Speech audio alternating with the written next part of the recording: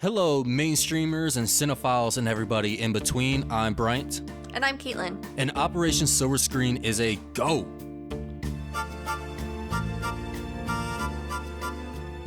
Hello, welcome to Operation Silver Screen. This cinema-related operation has been created to clear our desks from stacks of open cases. And what are these cases? Well, even being the film lovers that we are, Caitlyn and I have a huge backlog of must-see films that we still need to experience. So each week we'll tackle a movie that either one of us or both of us haven't seen.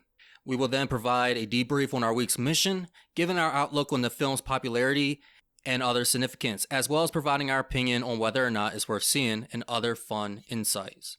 And Caitlyn, what was our movie this week? So it's January, it's a new year, it's a time for reflection and perhaps a time to atone for some of our past misgivings. And our mission this week took us from the peaceful English countryside in 1935 to the war-torn beaches of Dunkirk in 1940 as we tackle the romantic period drama Atonement, a film adaptation done by Joe Wright of the 2001 novel by Ian McEwan. I apologize if I'm pronouncing that wrong. And before we get into it, I do want to mention that the first part of our debrief will be spoiler-free as we talk about our overall thoughts on the film. But as we move into the classified part of the mission, there will be some spoilers on the story, and we'll be sure to give you a warning when we get to that part. So let's go ahead and talk about this film, Brian. This is a film that I've seen, but you've not seen at all. Is this something that has been on your radar at all? It's been on my radar. It hasn't been on my list to watch. I don't know. I just haven't heard too much about it. I mean, it is a must-see film. That's why we're doing it. But it was never anything that I was rushing out to see. Aside from, I was looking at some James McAvoy movies, and I did want some more James McAvoy. I've seen a lot of his movies, but this didn't really look like something that was going to kind of give me the James McAvoy that I'm used to seeing now, like the unhinged James McAvoy. Yeah. Also, I feel like we're kind of reaching a bit with the whole Atonement and New Year resolutions. A little bit. It's a little bit of a reach.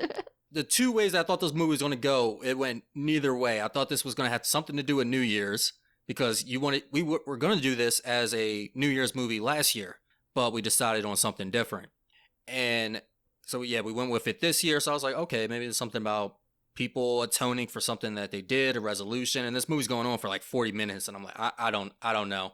And I thought it was gonna be like one of those, the person is off at war and they're writing letters back to their true love, and you know that hopefully they reunite at some point, kind of like a Dear John setup. I'm trying to think of a better period piece movie. Well, I'm trying to think of a period piece movie, but Dear John's the first one that comes to mind. Yeah, it's a little bit of a reach, and we'll definitely talk about that a little bit later as far as the plot of the story. But like you said, there are some big name actors in this film, and there's definitely reasons to watch this film. Like you said, it is a must-see film. It opened at the 2007 Venice International Film Festival. That made the director Joe Wright at the age of 35, the youngest director ever to be honored to be an opening film for that festival. It grossed a total gross revenue at $23 million worldwide. The film received 7 Academy Award nominations and came away with 1 award for Best Original Score. At the 65th Golden Globe Awards, it was named the Best Drama Motion Picture, while it also won the Golden Globe for Best Original Score as well there. And it also won several other film awards, both in smaller festivals and larger critics circles, and it's often noted as one of the better films of that year. There is also some acting nominations there. We'll talk a little bit about that later when we talk about its influence and significance, because I have a few things I want to say about that. But is there anything that you found as far as the critic reception about this? Yeah, so this does have a 7.8 on IMDb, which is pretty high. Has a 83% on Rotten Tomatoes for critic score, and for the audience it has 80%. So critics and audience do agree on this movie. It's also in the 1001 movies to watch before you die, which is a list that we bring up a lot of times, and sometimes it's used as our verification to do a movie. So just a little bit of background on this film and what the plot is. The film centers on Bryant, a 13-year-old wannabe writer and storyteller played by Saoirse Ronan, It also centers on her older sister Cecilia, played by Keira Knightley, and a household servant named Robbie, played by James McAvoy. The film follows their lives in the aftermath of a dangerous accusation in which Bryony accuses Robbie of a crime he did not commit. So this being your first time watching this film, what did you think of it? This film makes you ask a lot of questions about yourself. It makes you ask, what would you do to keep a love that you have, especially one that was cut so short during its period when it was actually developed. It will ask you what you would do to get out of prison, and it will ask you, would you throw a 13-year-old down a flight of stairs? And, I gotta say yes to a lot of those things, because, man, this kind of becomes a frustrating movie intentionally. At first, I didn't know if it was like so deliberate of the child, but I won't go too much into that until we get to spoilers. But I did like the way that it played out. Though I don't see why this movie is so acclaimed. I mean, I get it. It's a period piece. It's English. It's based on a beloved novel, or it's an adaptation of a beloved novel. It deals with war, and again, you have a collection of characters in here. Granted, at the time they were probably a little bit more unknown, but there's quite a few characters in here that you'll watch and go, oh, I know that person. That person's in here.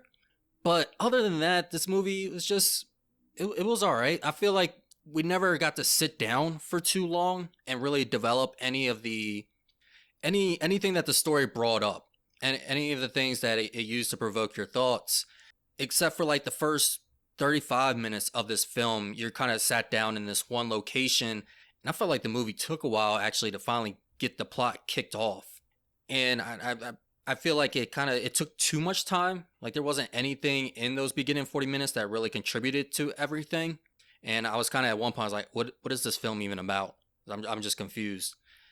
But it was an alright period film. Like I think it's your basic period film. I don't see anything real special about this. It kind of just, it hits the beats and it keeps moving on. I agree that this film should have been a little bit more fleshed out. So this was only my second time watching this film. I watched this years and years ago, and I think I remember being a little bit disappointed in it when I watched it the first time, because it really doesn't flesh out much of a relationship between these characters, and it kind of speeds runs a little bit through the second portion of the film. But there are things that I do like about this. The cinematography being a large part of that. I think that this film shows an excellent use of lighting. There's a tracking shot in the second half of the film, which we can talk about in a little bit, that was just incredibly well done. And cinematic techniques, I know that the cinematographer actually used a technique called net diffusion, where you put something in front of a lens, and apparently he used like an old vintage pantyhose to really soften the image that you're receiving. And in doing so, he really wanted to show like a romantic view of childhood, because the first part of his film really is kind of a flashback to Bryony's childhood. There are moments that the camera also, and the cinematography also, is very romantic. You use a lot of light flares and just that soft, kind of blurry haze to the image. And so I really liked all that. And of course, being a period piece, that lighting, a lot of it is natural lighting or made to appear as natural lighting. And I thought that was just excellently done. Yeah, everybody, I wouldn't say to a fault, but to like a noticeable end, everybody glows. Like everybody's radiating, which is cool. And it does give that flashback feel. But again, I thought it went on for a bit longer than it needed to. And that kind of makes sense. Seeing like, I would say also I understand the claim with this because how well the technical side of it, like the costumes, the score, the actors, the cinematography, all of that was excellent. I think the story, like you said, it falls short. It speed runs. It hits its points and it keeps going. I think this is one of the few movies that I'll say I wouldn't have mind a 3-hour version of this. I think a 3-hour version, I think as an epic, this could have worked out really well. This plays out like an epic, but it's condensed. And by it being condensed, it's basically, it's not even really condensed, it's that they took out fragments to shorten it. Yeah, I agree. Like, it really is a story of fragments, but because the first portion lasts so long, it feels weird later on when you don't have that length. Yeah, because you're with that beginning for like 40 minutes, and then all of a sudden the rest of it, you're only there for about 10 minutes, and then you're cutting back and forth, which we talked about this during Godfather. The test audience weren't, so they weren't liking so much of how it was cutting back and forth. So they didn't do that so much in this film when they re-edited it. Actually, this movie was in post-production for 9 months, and that's one of the reasons why. Which I think they made I think they made a good decision. I still think they could have cleaned it up a bit better, but I couldn't imagine like how jarring it would be going back and forth. I do like how it showed you sometimes like how things look from a different angle. And so I like when movies do that. It's like, hey, this is what it looks like from this angle, but let's go back 3 minutes earlier and show you what actually built up to it and what actually occurred. And that kind of comes into play at the end of the film. And I will say, I did not like the end of this film. I don't like when movies or books or any kind of entertainment, any kind of story does this at the end. I think it feels like a cop out. So you did like the editing then where it gave you the different perspectives. For me, sometimes that was a little bit jarring the way that it was done. I know the first time they did that, I had to think for a minute because I was a little confused what was going on. And that was even the second time I was watching it. Yeah, no, it worked like twice, but other times, yeah, it was jarring. I had in my notes that it was jarring a couple times, especially it does it so abruptly that I'm like, okay, wait, it wasn't until like later in the film too, I was like, hold up, we're here now, but weren't we just over here in this time period? And granted, the movie does give you subtitles that lets you know like this happened 3 weeks earlier, and some people mention, oh, I've been here for 4 years, so you go ahead and do the math. But it still felt uneven. Now, I mentioned before that this film won a couple awards for Best Original Score, both a Golden Globe and an Academy Award. What did you think of the score, particularly the typewriter-ish feel to the score? I think I would have liked it more if there wasn't already so much typewriting to begin with. Because at that point, it felt like we're doubling over with the typewriter. Like we got 2 folds. There's like 2 people typing at once. All right, and you're just in that room. Like, yeah, it kind of has like a melatonin feel to it. You know, hearing a typewriter is pretty nice, but melatonin. Yeah. Put you to sleep? Yeah, it puts me to sleep. You know, I feel nice and calm when I hear the typewriter. But when you got 2 people going at it with the typewriter, I'm like, all right, man, I get it. You like typewriters. You probably own a typewriter. But I think if you separate them, like the score was great. I like what they did with the typewriter. That was pretty cool. I just didn't like how much typewriter we had. Yeah, I kind of agree that sometimes when she was typing at her typewriter and when it like transitioned over to the typewriter score, it was a little bit much. It was a little silly. It was a little gimmicky. But I think that other times it did work, and I think that it did emphasize that a lot of this story is unreliable because we're going from Bryony's perspective, that her perspective is unreliable. And I think it kind of reinforced that. Okay. Yeah, I can see how that emphasizes it because it is an unreliable narrator. Because as you go with the film, you're like, hold up, nah, I'm not trusting so much of this. And yeah, I guess the typewriter can kind of clue you in on that. Mm-hmm. Definitely. Oh, also, you mentioned the Dunkirk scene. That scene was great. Mm-hmm. That scene was fantastic. That's a really good tracking shot. That was a really good set that they made. Everything about that was fantastic. And hearing how they did it in like 2 days and 5 takes, and they went with the 3rd take, that's impressive. Yeah, and of course I thought about Saving Private Ryan. That film we just did. Yes. That came to mind, and so I don't know that like the spectacle of it all was to that level, but I think it was incredibly well done. And if we hadn't have just watched that, then I would have, I think, enjoyed it more. Yeah, I kind of saw it as 2 different sides of it. I mean, with Saving Private Ryan, it was a lot of like recovery, or they were actively moving towards an objective, while here it was just showing you the situation that they're in for an evacuation. So I kind of saw it in it. This one wasn't moving as much. Yeah, I agree. And I think that just the scope of what was done here was fantastic, and it wasn't something that I was expecting. I had kind of forgotten about it, and watching it the second time, I was surprised because this film is, it is a romance drama. But then when you add that war element and just to see the scope of what they were able to put into a romance drama, and I thought that was really cool. I feel like I've seen that before. Love conquers war type deal. What film have you seen that in? That level of production in... Oh, the level of production. Okay, I thought you were just talking about combining the two, the love and the war. No. Okay. No. Like that level of production is what I mean. Oh, no. I can't think of another movie. I can't even think of like another, just a romance film putting that level of production into it. And again, that's why I think this is so acclaimed. And this was like a critics, what do they call it? Not Oscar bait, but I want to say critics darling, but that's cast and crew are called sometimes. But yeah, again, I see why the awards were loving this so much. Yeah, definitely. What did you think of performances? Oh, the performances were great. This wasn't her first role, I think, or maybe this was her first role for Saoirse Ronan.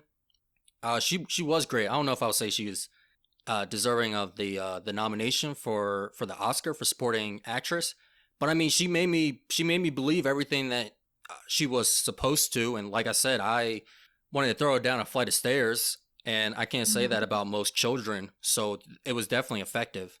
And James McAvoy, I mean, he played like a little...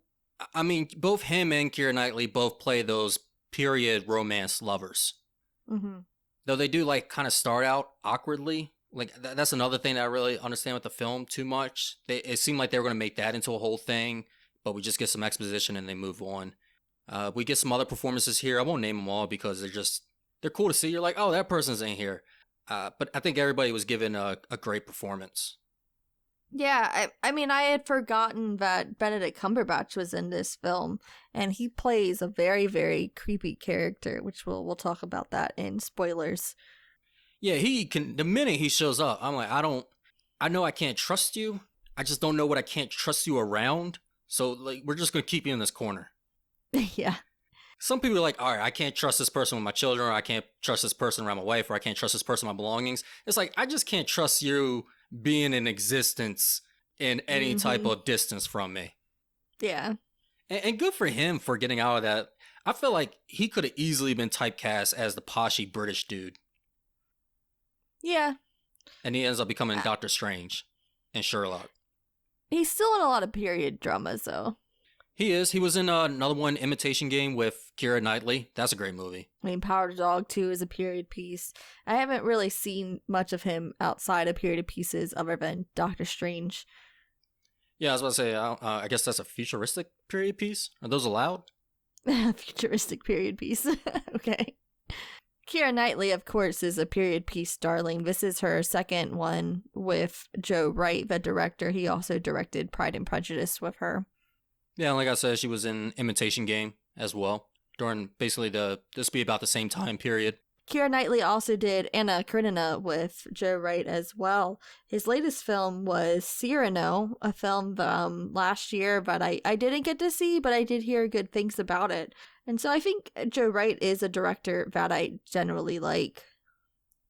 Yeah, I'll have to see those films. And he also did one of my favorite Black Mirror episodes, which is Nosedive. Oh, with Bryce Dallas Howard? Bryce Dallas Howard. Bryce Dallas.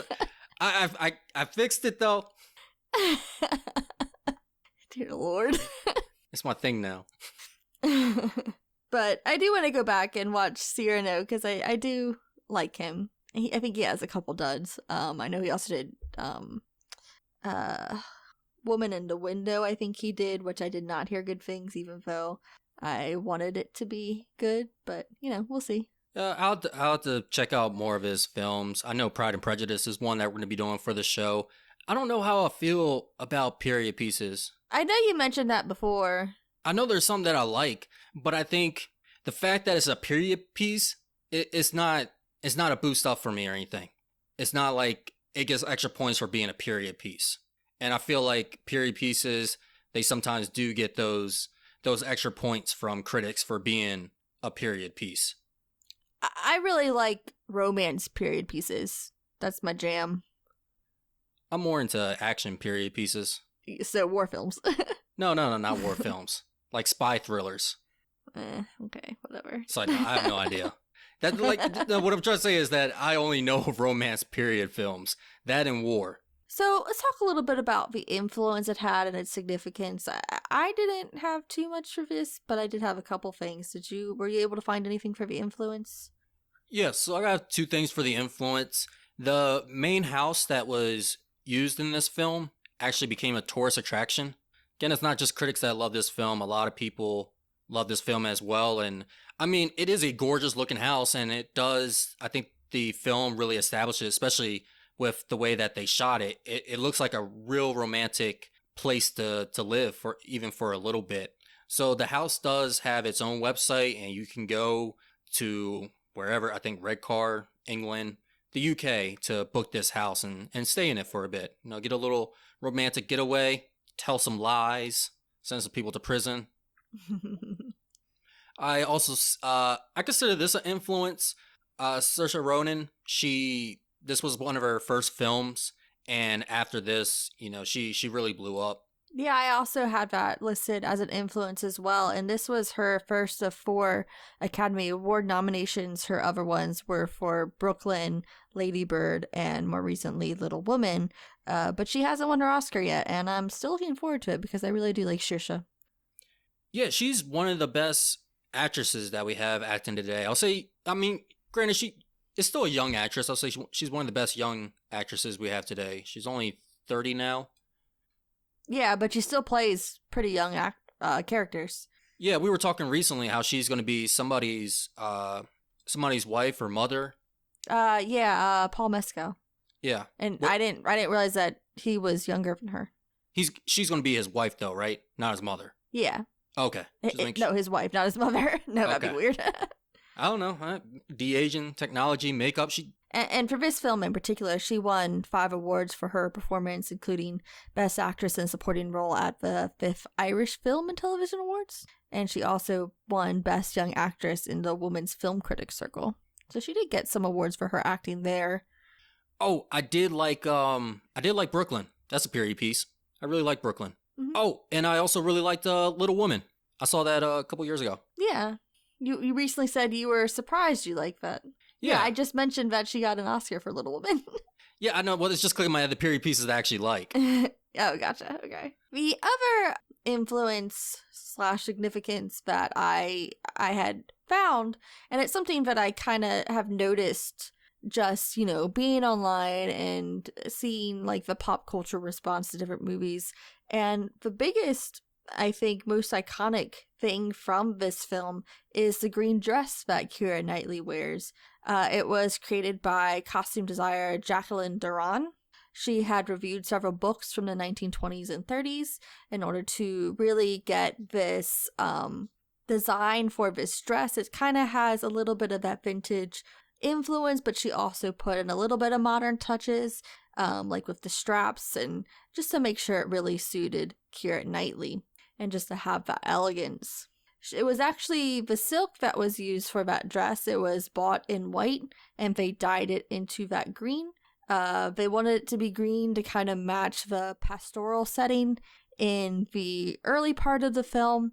The director and the cinematographer in this film, they do different color schemes in different areas of the film to kind of show the passage of time.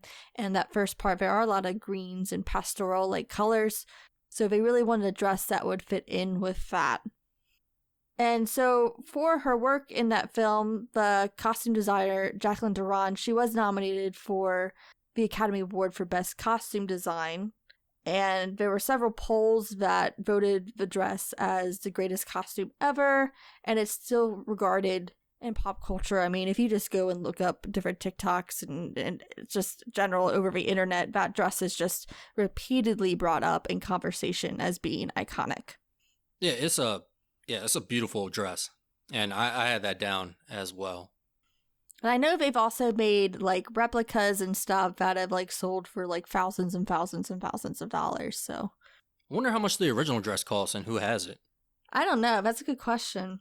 I think at some point they made like copies as well and they sold them off for like charity, but I don't know about the original dress. For significance, I didn't find too much information, but I did find it interesting that they did film Dunkirk, and probably one of the better and more well-known cinematic depictions of Dunkirk until Christopher Nolan's, of course, Dunkirk film several years later. I wonder if he looked at this film at all and kind of consider it to be the bar. Yeah, I don't know. That's a good question. I'll have to give old Christopher Nolan a call. I wouldn't be able to do it. We would need a handwritten letter from him, because I'm pretty sure if I called Christopher Nolan, like there'd just be huge like cinematic music going on behind him, and then he's talking and it's just all muffled. I'm like, what, Chris, I can't. Sitting there explaining the meaning of Tenet to me. I can't do it. And how time travel actually works and how he's going to revolutionize it. Meanwhile, there's a bomb going off in the background for Oppenheimer. Yeah. Like, I feel like as a child, like he would give a classroom presentation but throw firecrackers down at the same time. Sounds about right. Was there anything you found for the significance? Yeah, I did. This one's kind of interesting. So some people are going to remember this time, other people aren't. This was the last HD DVD released by Universal. Go a little bit more into that. I'm like trying to like conceptualize what you mean. I mean, they still release DVDs, don't they? No, do you remember HD DVDs? Maybe not. So of course, we went from VHS to DVD, and then we went to Blu-ray. But between Blu-ray and DVD, it's kind of when Blu-ray started coming out, but they had a rival. It was HD DVD. But HD DVD didn't stick around for long.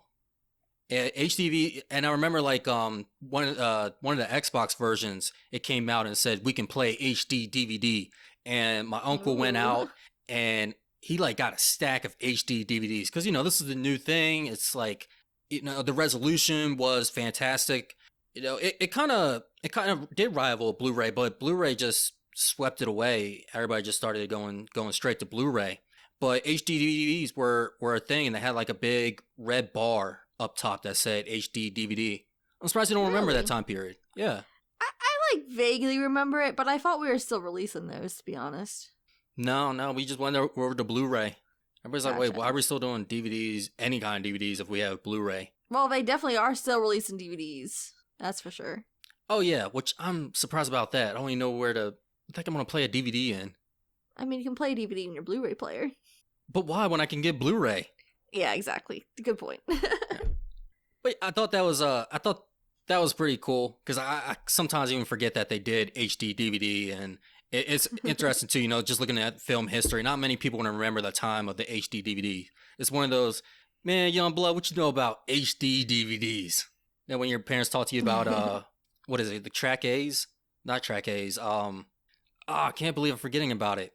Before cassettes, A-tracks. I had it backwards. Yeah. It's like track A-tracks. Close enough. Yeah. HD DVDs were like our 8-tracks. Yeah.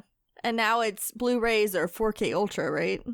Yeah, improved version of Blu-ray until they get something new. Though honestly, really, it's Blu-ray. I only hear Blu-ray and digital, but I guess sometimes I do hear Blu-ray, DVD, digital. Yeah. Usually, like I remember we were doing like combo packs at one point. Oh yeah, I remember that. You had a little card inside. I'm surprised they still bother with DVDs though, because I mean, Blu-ray sales aren't that great anymore because now you have streaming and you have digital on demand. So why even bother with the production of DVDs?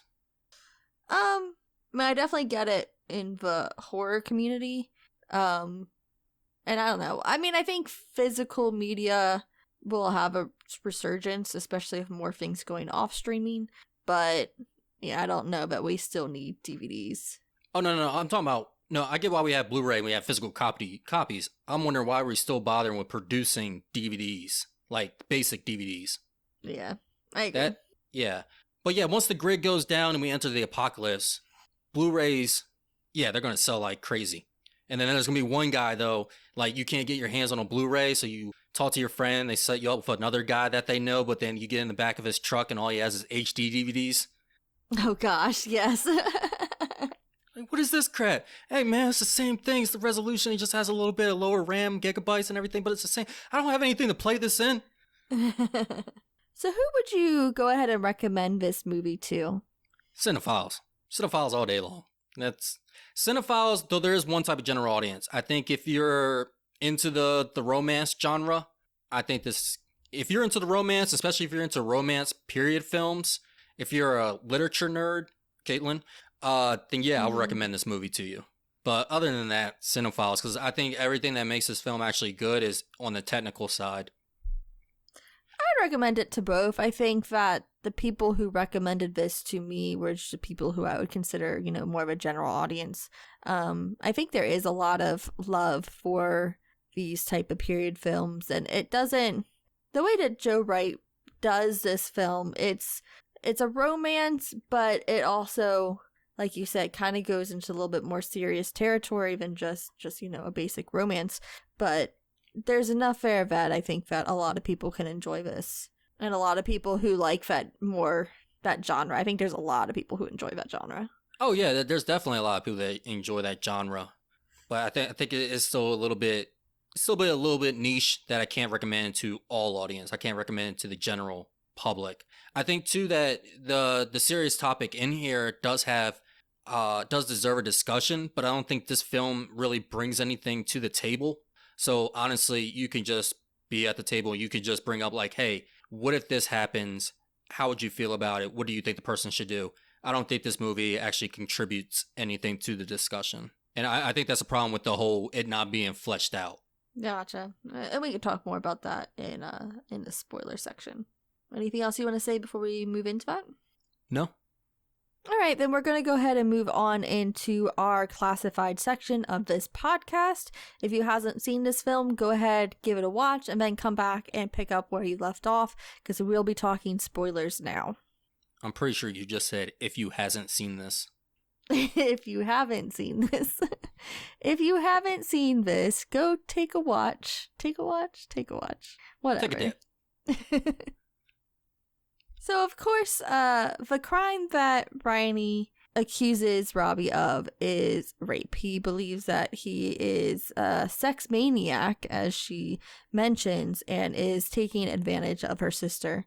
And for me, something that was interesting this second time watching, I think the first time I watched it, I really hated Bryony and I hated that she was coming to these conclusions, but I think the second time watching, I was able to kind of really look at it more in her eyes, and I could understand a little bit more of where the things that she was seeing could be misconstrued in her mind. I saw that at first and I thought that's what the movie was saying, but as the movie went along, I was like, oh, no, she did this deliberately because she loved him. And it was one of those... No. Yeah. I don't think, no. I definitely think that's what the movie said. I can point out a lot of points. Yeah, it did. It definitely... So, that was definitely a factor. But that wasn't the only reason why she said that. There was still a misunderstanding from her point of view. It wasn't entirely that. I think there was a bit of a misunderstanding. Like, I don't think that she saw as plain as day, she said. Especially when somebody says they saw something plain as day at night, you should, your eyebrows should raise.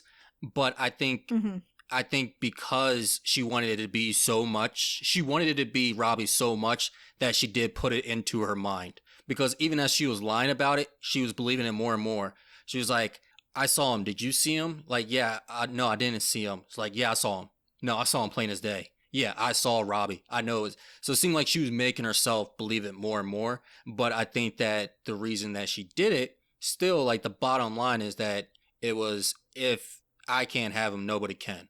No, see, I disagree. I think that was definitely a part of it. I think that there were these different factors going on in her brain that definitely influenced the way that she viewed things. And I do think that she convinced herself, partly because of that, but also partly because of her cousin's influence as well. I think that was a large part of it as well. and just her youth and not understanding, and especially being new to things like sex and not really understanding that kind of dynamic there that's going on between Cecilia and Robbie. And so you have these different factors that are coming into her brain, and that's influencing why she's saying the things that she's doing, while she's interpreting the things that she's doing. And we know too that, you know, that once her cousin corroborated her way of seeing and agreeing that it was Robbie, we know that with young people and interrogations and stuff like that, in those kinds of settings, that you can influence what people see and believe. So I think it was a whole mixture of stuff. So I can't hate her like I did the first time I watched it, because she was young, and I can understand that her mind was easily influenced as a younger person. Not that I am a fan of hers, not that I'm like, oh yeah, Team Bryant-y, but I can understand and sympathize her a little bit better than what I could before, at least for a while. Yeah, at the end, we'll talk a little bit differently. I don't think there's any sympathy there. I had sympathy at first. I was like, all right, you're a young child.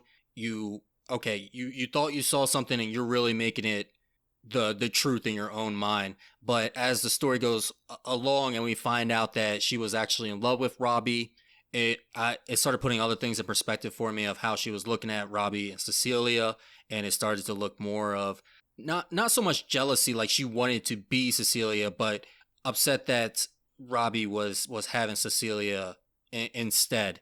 And I think, I mean, even in the film, when she's looking out the stained glass window, it's one of the saints that's popular for telling lies. She's the one who cried wolf. So that's another place I think the film is telling you, like, no, this is a bit deliberate. And I don't think it's 100%. I think she had to really make herself believe it. But I think she was in the wrong. She knew it. And I think James McAvoy brings up a good point in her fantasy, where it's what age do you need to know right from wrong, which legally it's 10 in most states. But I think 13, you know what that, if that was right or if that was wrong. So no, I don't think she deserves any kind of sympathy or empathy. I think it's just an awful person. Well, I don't think it's a right or wrong situation. I mean, obviously it was the wrong thing to do, but I don't think that it's as black and white in that. And I think putting it all to that is just kind of a little bit of a simple-minded kind of takeaway from the film, when I think that the film tries to build a lot of nuance in that. So I'm simple-minded. I think it's a simple-minded take. I think you're just not. I think you need to pull back a couple layers or maybe give it another watch. I'm definitely not. But I was on. I think I saw it a little bit more your way the first time I watched it several years back. I think the simple-minded approach would definitely be say that, hey, she is completely wrong. She made up a lie. It is black and white. It's false. But I'm not saying it's completely black and white. And you know, it's not for me to judge and make the decision for her. I see the other influences that were at play, and I see why she did it. I'm not justifying, but I see and I understand. And it was a complex situation for her, but I think end of the day, it was still, she made I can't even say she's awful. She made a wrong decision, and people pay the price other than her. I mean, she looked like she was doing well throughout her life. Yeah, and one thing I saw in a review of this film is that she's entitled, and that is something that I would definitely agree with. When we saw that river scene with her and Robbie, when she just kind of jumps in because he said that he would save her, there's just this entitlement that, you know, what she wants is what she's going to get. And even towards the end of the film, kind of shifting focus to that ending, I think that she never really fully got rid of that sense of entitlement. I mean, she became a writer. She's still using this story to her own advantage to sell copies, and she's telling it her way that she wants, and there's still that sense of entitlement with her at the end. I can see the entitlement. Not only that, I can see the attachment. And it's like a little girl attaching onto an older man and believing that, like, they're the only one, like they only belong to each other. So having that separate, it definitely creates issues, especially when it's in an immature mind that, hey, we're attached, we belong together. I'm trying to think. There's another movie about it. I know there's also some like philosophy about it. but I can see how that had a major play on her. So it's almost like, not that she had a mental illness, but that she was not in a complete sense of mind when she made the decision. No, I don't think that it went to the degree that it was an obsession with him, and especially towards the end, I think that there is a resolve, and even in the middle of the film, that there is this resolve that she is okay not having him, and that she wants him to be with her sister. So I don't know that I really see that sort of obsession that you're seeing. I wouldn't say obsession, but I'll say that there is an attachment. Like, this is my person, my friend, whatever, and they're for me, and I don't like to see them with anybody else. Yeah, I mean, I can see that. I think you see it a little bit stronger than I do, but I do see that. So let's talk a little bit about her cousin, because I saw something online when I was reading another review and kind of analysis, and it was something that I thought was interesting, but I'm not really sure how to think about it, because one of the big questions of this film is, why does her cousin, I'm blanking on her name, but she's played by Juno Temple. Lola? She is... Huh? Lola? Lola. Benedict Cumberbatch's character is making several sexual advances to Lola in this film, and the rapist that Bryony sees is actually Benedict Cumberbatch. But then later we also see that the cousin and Benedict Cumberbatch characters do get married. However, and so the review that I was seeing was asking or bringing up the fact that maybe it wasn't rape at all and it was consensual, and maybe that's why the cousin lied about it, but I'm not really sure that there's enough for me to fully believe that. And yeah. I can see it both ways. Also, I wonder if that wedding scene was actually real. I wondered that as well. But I can see it both ways. I mean, if he was to groom her, if he was to give her the speech of "don't tell anybody about this, you're more mature for your age, they just don't understand," and then continue grooming her throughout the ages, I think that would have I can definitely see that leading up to the marriage and everything. Yeah, I agree, and that's what I thought. But then I was kind of thrown for a loop when I saw that other perspective of it, and just wanted to see what you thought. She also says that she was pushing the ground so she couldn't see. I can see it going both ways. You made a good point with the wedding scene and not really knowing if that was real. And to be honest, I think everything after that initial portion, I am still not entirely sure what of it is real or not real. I'm not either. Once everybody starts glowing and radiating, lose track of time. Which, I mean, part of that's because I knew what the ending was going to be, and the other part goes back to that soundtrack, is that we hear that typewriter, so we just don't know. So going towards the ending, you mentioned that it was a cop-out, in your opinion. Can you elaborate on that a little bit? Yeah, I don't like the whole, it was all a dream, it was a vision, it was a flashback, it's a alternate reality, it's what could have been. I think at that point, you're only showing me that so that I can have a certain emotion, but in the grand scheme of things and everything, it doesn't play to the overall story. Like, I don't understand why we had to go through that. I disagree, because I think that is the point of the story, that, like I said, she's an unreliable narrator, and this whole film is about how she's unreliable and how she's atoning for this in her own specific way. And so I think it was necessary. I don't know that I like the way that it was executed. I think even when I watched this years ago, it ended very abruptly. And I think that it really just switched out of the story, and it just kind of shoot in this thing at the end that mentioned this. And I just don't like the way it was handled. I think if it was handled a little bit better, a little bit less abruptly, it would have been okay. I think that's where I have more of an issues with the execution of it. Because, like, hearing what it's supposed to mean and how it was supposed to, and what message it was trying to convey, I like that. But I don't like how they did it. And I think I would have liked it better, too, if I liked the actual ending better of her admitting to what she had done during the interview. I feel like we kind of ended a conversation that should have had more into it. Like, how she really felt about everything she did, what she wishes that she could have done, and like what is the actual one of the biggest thing that I was hoping like the movie will kind of ask is like, how do you atone for this? Mm-hmm. And I don't want to believe that the movie was trying to push this, but it almost sounded like she's saying the way that she atoned for it is by giving them happiness in her pages, which is a very Mm-hmm. self-entitled thing.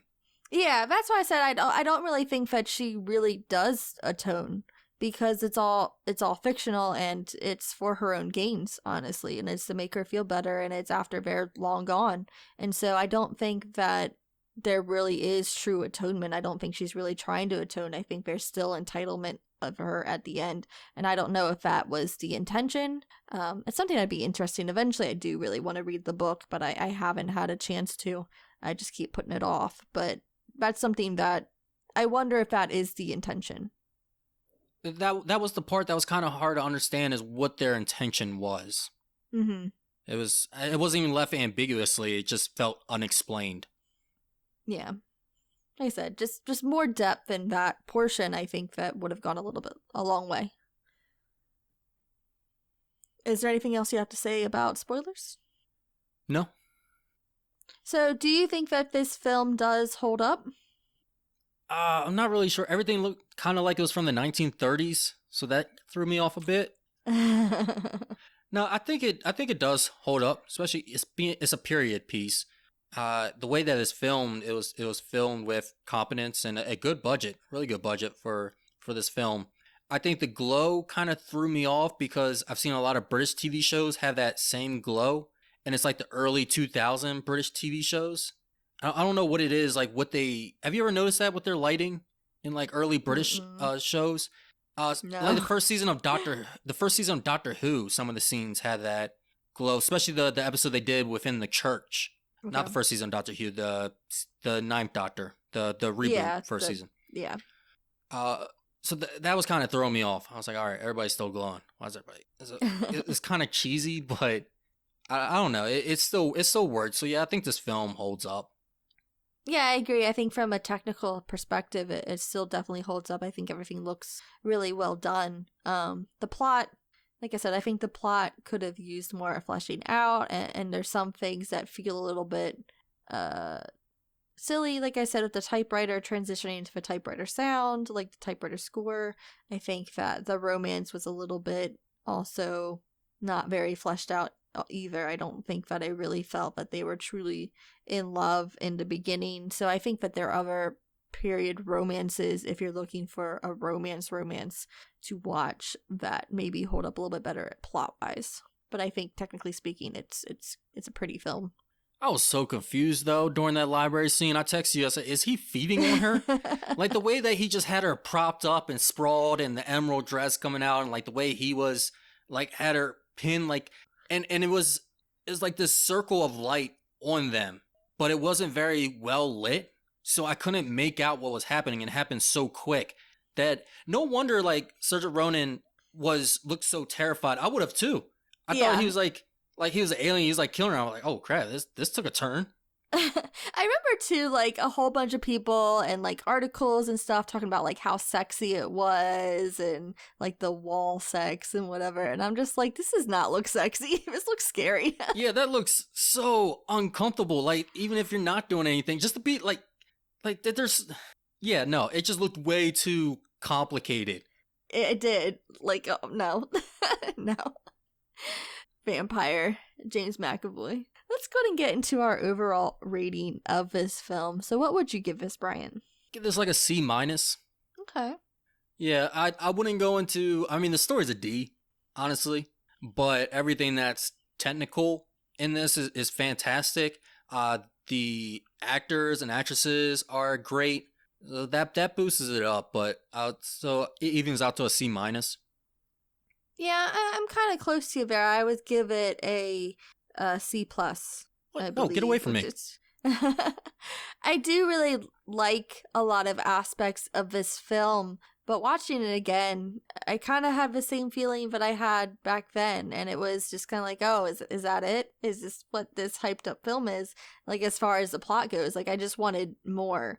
And I think I kind of forgot about that in between that large gap of having seen it. And I think I remembered it a little bit more fondly than what I really thought of it the first time. But then watching it again, I was like, oh, was that it? But yeah, it's just the plot. It's just the plot. It's just, it needs a little bit more fleshing out. So like I said, I'd be interested in reading the book to see what that's like. But as far as the production design, the cinematography, I love it. I think it's great. So I will give it a plus for it. Yeah, I bet the book is really good. Yeah, and I love these actors. I do really like these actors. Keira Knightley, I'll watch anything she's in, to be honest. Yeah, I remember one time, like, I just wanted to watch something with Keira Knightley. I don't know why. I just wanted to, like, see more of her acting range. Mm-hmm. So I was putting off this movie, and I finally watched it at Laggies. Yeah. I kept looking at the score. I was like, oh, man. I was like, all right, it's decent enough. I want to see, Keira Knightley do something else. I don't know why I didn't watch this or Pride and Prejudice. But now you have to wait to watch Pride and Prejudice. Yep. Hopefully it's better. One thing about the novel, though, I'm not too sure if I would like the novel because everything I saw about this film says that this is a great adaptation. Like, this is a perfect adaptation. No, so I've actually seen things that said it's a bad adaptation. Okay. All right. So it's there's a little bit of both. Were you using Bing? It might be better. Bing? No, I did not. I used Google. So that wraps up Atonement. Next mission, we're going to be going to India as we tackle Slumdog Millionaire, a film that Bryant hasn't seen. And I am excited for. Yeah. Good old Danny Boyle. Yep. And Dave Patel. And Dave Patel? Dav. God dang, not Dave. Oh my gosh. Wait, what is it again?